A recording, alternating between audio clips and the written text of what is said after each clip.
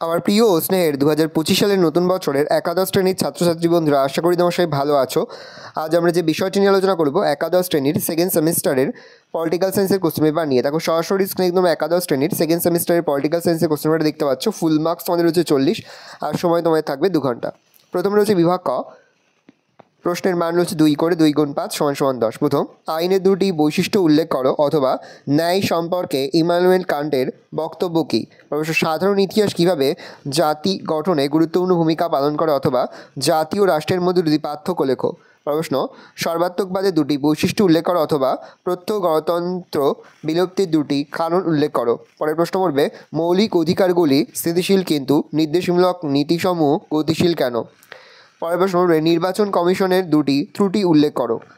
পরে তোমাদের রয়েছে বিভাগ খ, প্রশ্নের মান রয়েছে 3 করে 3 গুণ 4 = 12। জাতির আত্মনিয়ন্ত্রণের অধিকারের সপক্ষে যুক্তি দাও অথবা জাতীয়তাবাদ সম্পর্কে রবীন্দ্রনাথ ঠাকুরের ধ্যান ধারণা সংক্ষেপে বিশ্লেষণ করো। পরের প্রশ্ন পড়বে, সংবিধানে মৌলিক অধিকার লিপিবদ্ধ করার প্রয়োজনীয়তা উল্লেখ করো। নির্বাচন কমিশনের 4টি প্রধান কাজ উল্লেখ করো অথবা ভারত সরকার নির্বাচনে PR সিস্টেম এর পরিবর্তে FPTP সিস্টেম গ্রহণ করেছে কেন? খুবই গুরুত্বপূর্ণ একটা প্রশ্ন। নির্বাচন কমিশনের কাজ আর ভারত সরকার নির্বাচনে PR সিস্টেমের পরিবর্তে FPT সিস্টেম গ্রহণ করেছে কেন? এবার দেখে নাও 6 মার্কের জন্য প্রশ্নগুলো পড়বে। ক্ষমতা স্বতন্ত্রীকরণ নীতির পক্ষে বিপক্ষে যুক্তি দাও। পক্ষে এবং বিপক্ষে যুক্তি ভালো করে পড়বে। অথবা স্বাধীনতা বলতে কী বোঝো? স্বাধীনতার রক্ষাকবচগুলির সংক্ষেপে আলোচনা করো। আর তোমরা পড়বে সাম্যটা ভালো করে পড়বে। আর পরের অধ্যায় থেকে পড়বে ভারতীয় সংবিধানের যুক্তরাষ্ট্রীয় প্রকৃতি আলোচনা করো।